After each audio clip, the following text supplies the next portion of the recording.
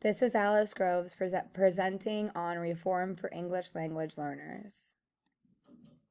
For Americans to prosper economically and socially in a global society with global citizenship, they need to read, speak, and understand other languages. Public schools are generally not teaching other languages, specifically to young children. This conflicts with what we know about students who speak more than one language. They have higher cognitive achievement, better problem-solving skills, greater creativity, and affinity for the language. The federal government, starting in the 1980s, preferred English only. Of the public school students in the United States in 2018, 10.2%, 5 million students, were English language learners. Of these students, 75% were Spanish speaking, with only 2.7% speaking Arabic and 2% speaking Chinese, which are the next largest groups. ELL numbers are increasing, and the general education reform models are not serving this population. Today, ELL students are nationally tested using the same English test for monolingual English. They most often meet with poor achievement, and eventually many students question their intellectual ability and drop out of school. English language learners must have equity to access learning at the same high-level content and skills that the new general school reforms advocate for all students. They must be included in the overall reform of schools and not isolated as a special group outside the general education model. Historically, ELL education had been considered a separate and distinct task apart from other school programs. In 1968, the Elementary and Secondary Act was reauthorized with Title VII, the Bilingual Education Act, and expanded in 1979 to include all non-English speaking students. No pedagogy was specified, leaving it to individual schools and school districts. Bilingual Education Act of 1968 determined that ELL should receive a supplemental support like all other special groups and didn't have to be included in the general reforms of the school. The fight for equity in education also took place in the courts. Law versus Nichols in 1974 ruling found out that the unaltered school programs were discriminatory to those without full English proficiency, and Castaneda versus Packard in 1981 was important in that the court determined English instruction must be based on sound educational theory, must be implemented, have adequate resources and appropriate teachers, and show positive results. It was used as a measurement criterion to determine if schools were meeting their obligations.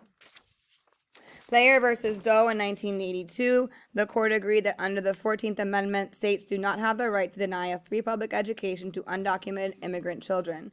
One of the most devastating changes to ELL teaching was the passage of Proposition 227 in 1998 in California that eliminated primary language instruction for ELL students. The English-only emphasis has been political and not educational and has a significant negative impact on equity of public education.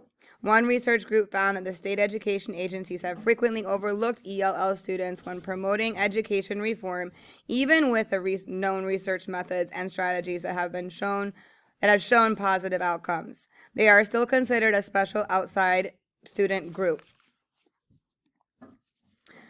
The issue of lack of equity for ELL has been multifaceted and until recently has not been considered important in the overall reform of public schools. The following are some of the issues that have influenced decision making when considering how to educate ELLs. Politics. Much of what was done about educating ELL students was left to the states and the local school districts without the necessary research, knowledge, and best methods or teachers with a background on how ELLs best learn English. Educators and policymakers have failed to provide equal resources to help marginalized groups be successful in their education. The philosophy of federal and many state governments was that English immersion was best and that the U.S. school system should only teach in English. Social. Students who do not speak English enter a learning institution that does not value their home language and their culture. With emphasis only on the English and the school culture, we lose the students' wealth of knowledge about their own language and frequently the richness of their own culture. Individuals who can learn to speak two languages should be rewarded and given prestige and not labeled poor performing. Economic Ignoring outside student groups like ELLs and developing general school reform creates students who are less successful in school and less economically successful once they leave school. This reinforces the current issues of poverty and lack of equity in how school districts spend their money.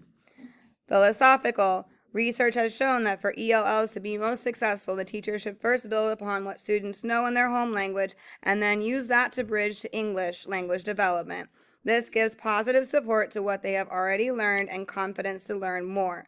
However, it is not encouraged by the policy of the federal government, and Title I demands that ELL students be desegregated to look at test scores and then labeling them as poor performers.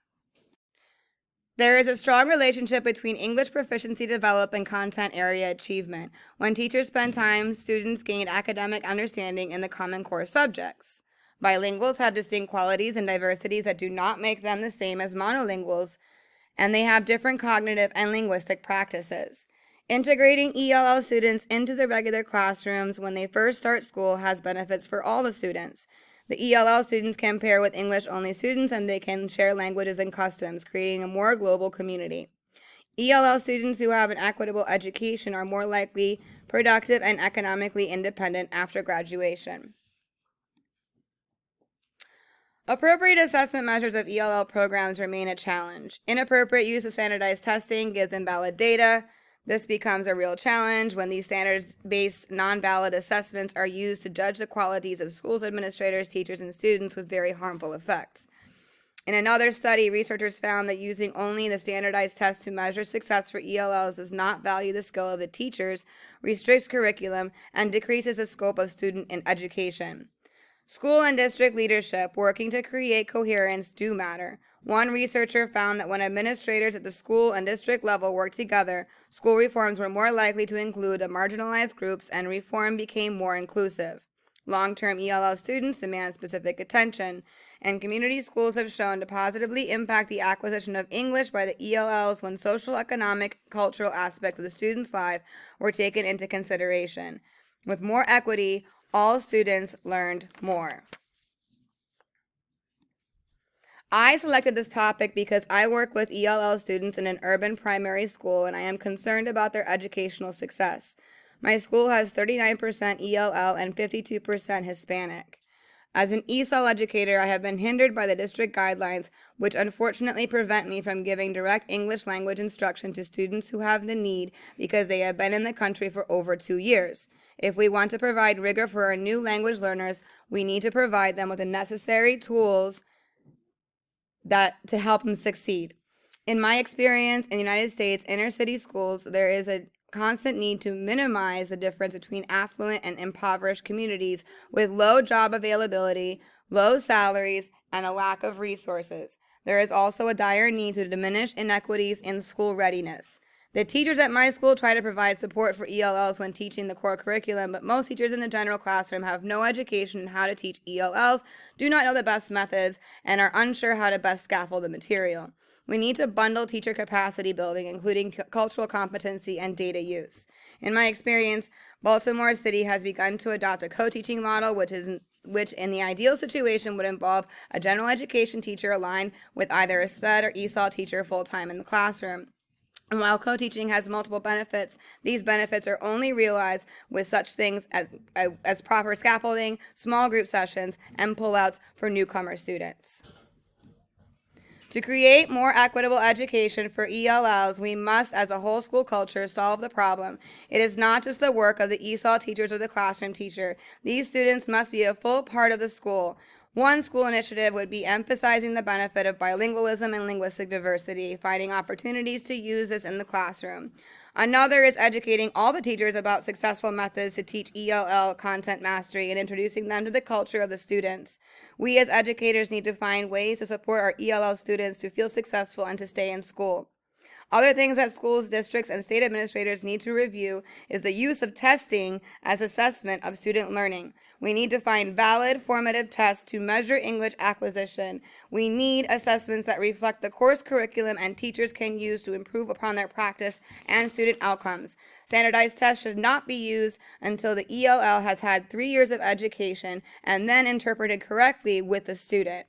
Finally, In an effort to consider my students' overall well-being, social, emotional health, and academic needs by utilizing community members, community agencies, parents, and other possible resources has shown to lead better learning outcomes, which will impact all the students and not just the ELLs.